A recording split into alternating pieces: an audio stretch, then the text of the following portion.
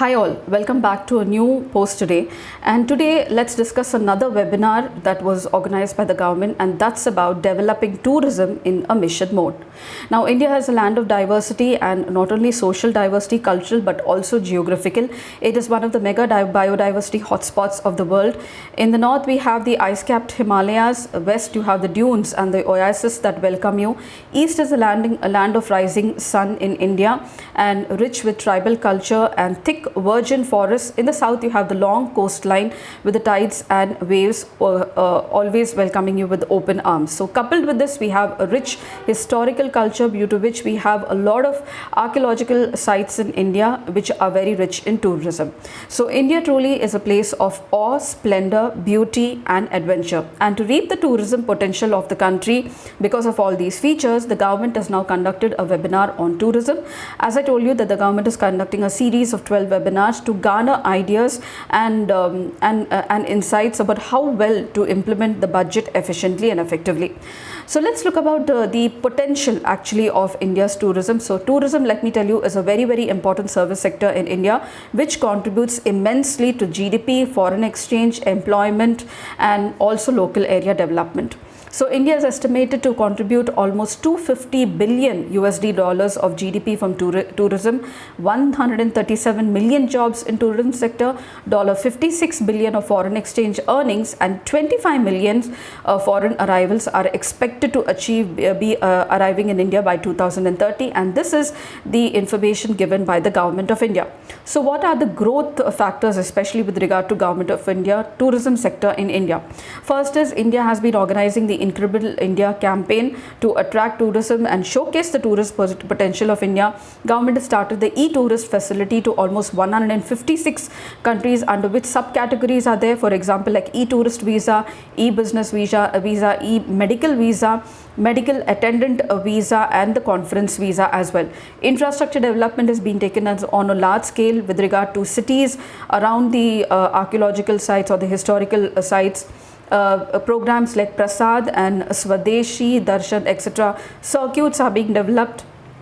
Expressways are being developed, so there's a lot of airports are being developed. Recently the Shivamogga airport was inaugurated under the Ude Desh Ka Aam Nagrik scheme. Medical tourism is being touted as the most important destination for India, especially cheap medical tourism, let me tell you, and apart from that, coastal tourism. So tourism is one of the fastest growing economic sectors with a significant impact on employment, regional development, having multiply effects for various industries, and also a potent source for foreign exchange earnings as well.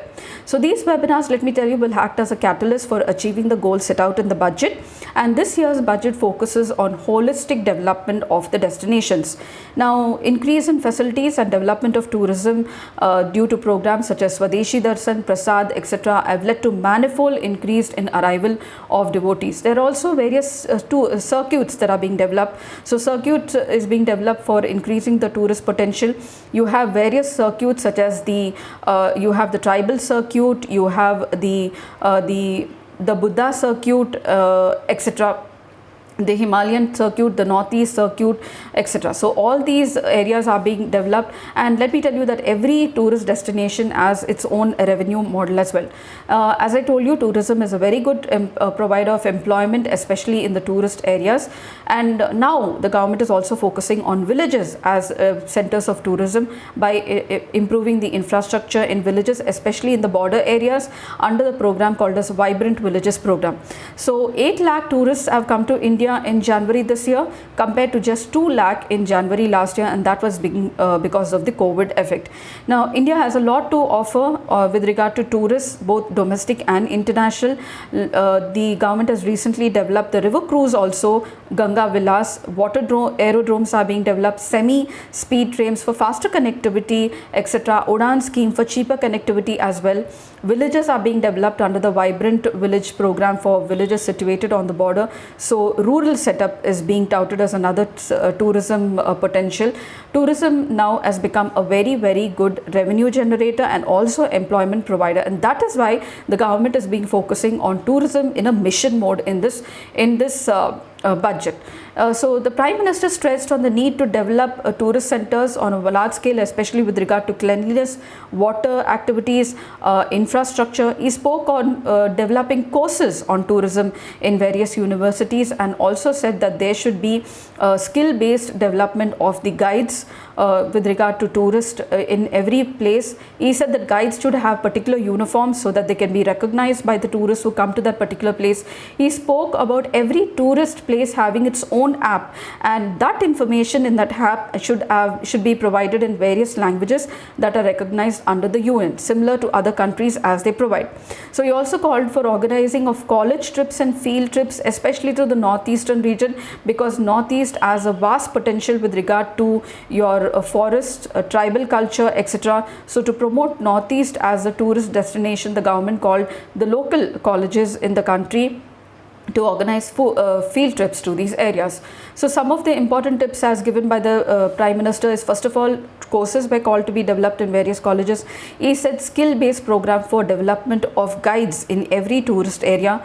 Apps should be developed with regard to each tourist place. He said that a total cuisine in that local area should be developed. So he called for the hospitality industry to develop particular cuisine in that particular area, and also called for villages to develop rural tourism especially. So keeping the India's tourism sector's potential with regard to employment, most important foreign exchange earnings, and also regional development of that region, government is now focused on developing tourism in a mission mode in the budget, and that is why this webinar was organized to garner ideas and also insights for better execution of the programs with regard to tourists. So let me tell you, tourism has a vast potential. So proper planning, proper execution of the schemes, and also innovative ideas with regard to making the places, tourist places, more attractive and also very comfortable for the tourists will definitely reap immense potential with regard to employment especially, and also regional development in that area. So I hope this information was really helpful to you all. If you did like, please like, share, subscribe, and don't forget to comment, and I shall see you in my next weekly post for the polity and governance as well as international relations and economy. And until then, as usual, it's very happy learning.